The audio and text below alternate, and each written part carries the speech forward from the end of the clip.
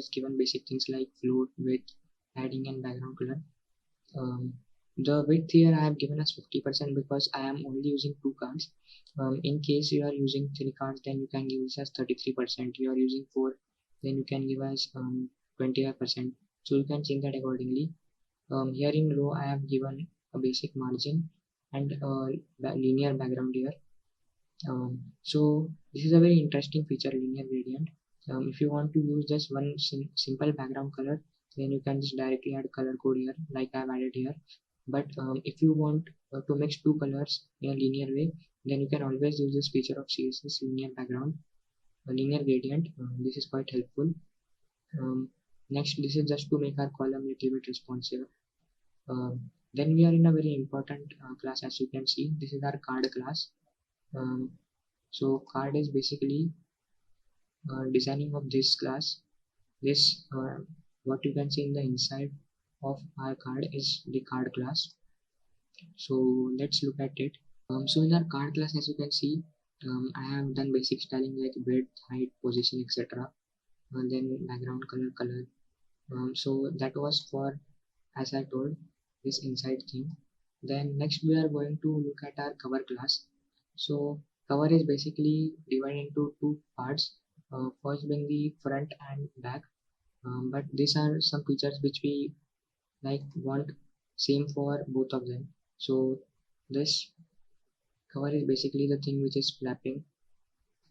So to add features and color to that, we have styled it here accordingly.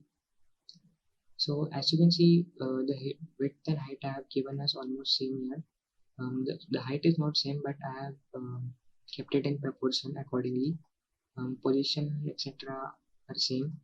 Then I have given background color. Then the reason actually why this card hovers like this is like as soon as we take our pointer onto it, it flips. Is because of this code right here. Transform rotate x is equal to -20 degree. Then transform style preserve 3D. So this code is quite interesting. And then we have using the card over function in CSS, we have hovered this card. So then I have set this transition to 0.5 second. Again you can set this according to like your need. You can set this to 1 second, 1.5 second, etc. So the basic logic behind this is to hide the back side of this and to show just the front side and rotate it to 180 degree as soon as we take our mouse onto it. So this is just the basic logic. So if you understand the logic, you can easily code this, I think. So that's it for our class, for our card class here.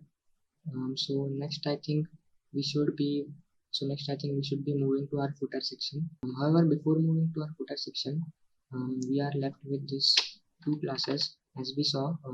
Let me just uncomment these 2 are left. So this is the menu text class and the empty class, which I had created in the starting in our HTML file. So as you remember, the menu text class is basically to style this title here, and the empty class is basically to style all the text inside the cards. So as soon as I save this and reload the page, you can see that it has been styled. Our title as well as the content inside our cards have been styled. So this is just basic use of class, and I have applied color, some text shadow and font to it. You can use fonts from Google Fonts. They are easily available on internet. So as you can see that I had already used its link in the starting of our HTML, so you can use it as well. So that's it for our hero section image and our card section. Next we are moving to our footer section. So we are back in the HTML code for our footer section. So let's first uncomment this code, save and run this.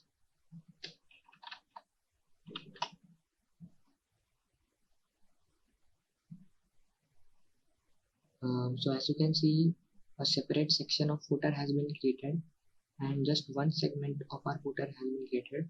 There are 2 more segments to be created, but like I told, the logic is quite same for all three of those. Again, I have created a footer here. Inside the footer tag, I have given the background color, and first of all created a division of row, and inside this division row I have created three column classes. As you can see, column 1 I have named them, and I created three column classes. So that's the same logic that you have to apply. Like here you have to create a row, and inside that you have to create two cards. So I have created two columns. Here I have created a footer, and inside that I have to create three um, options. So here I will be using three columns here. So now let's just uncomment all the columns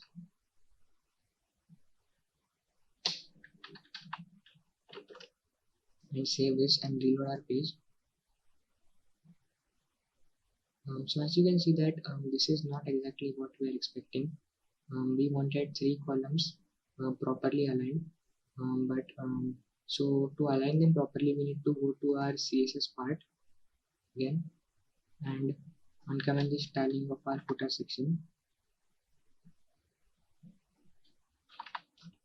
and save this. So once we save this, you can see that all three of them are now in proper alignment according to our needs. So now let's go back to the code and understand each part. So again, we have started with the footer tag here with background color, and of course, like I told, we first have created a division class of row, and inside that we have created a column class. So here these are some other divisions which I have added. Um, like for example, say I have added a footer section contact. So now let's just start understanding our footer tag completely. We have started with the basic background color and a division row.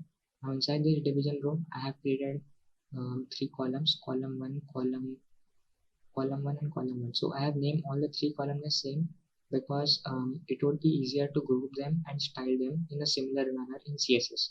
So if I need to style them differently, then I would have named them differently, but I want to style them in a similar way. As you can see, we have styled them in a similar way, and that's why I named them similar.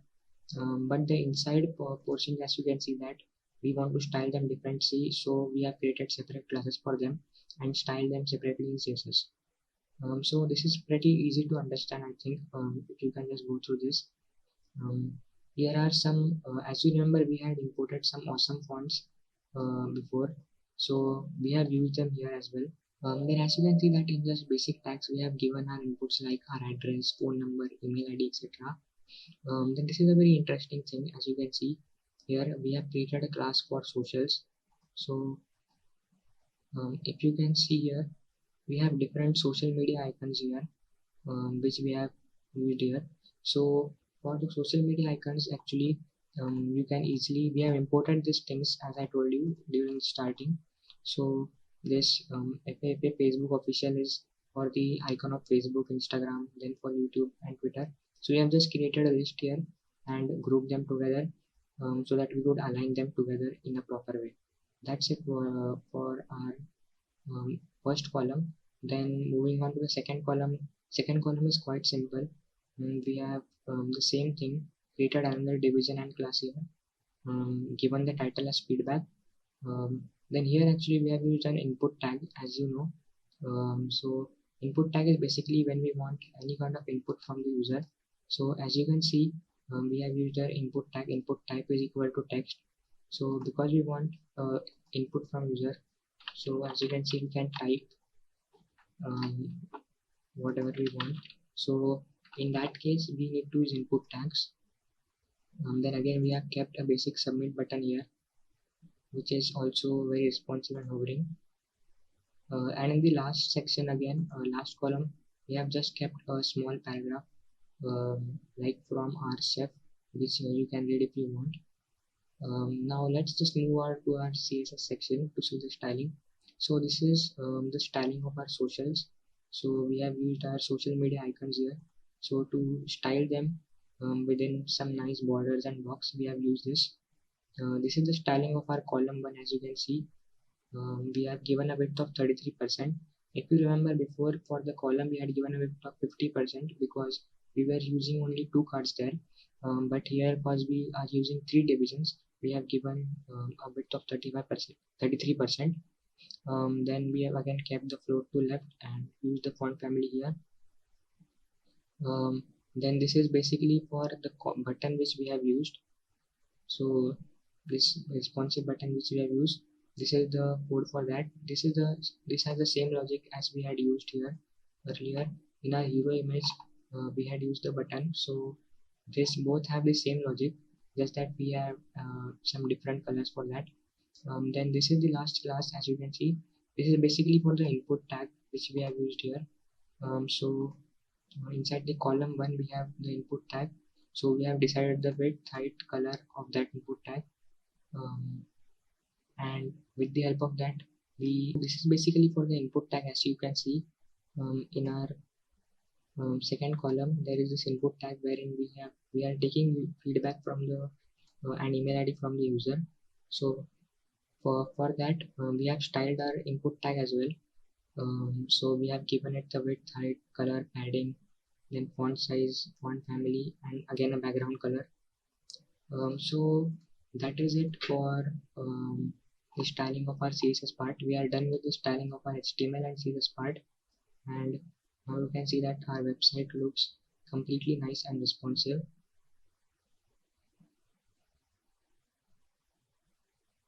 So if you have this was just a basic project made by me on the front end of a restaurant website.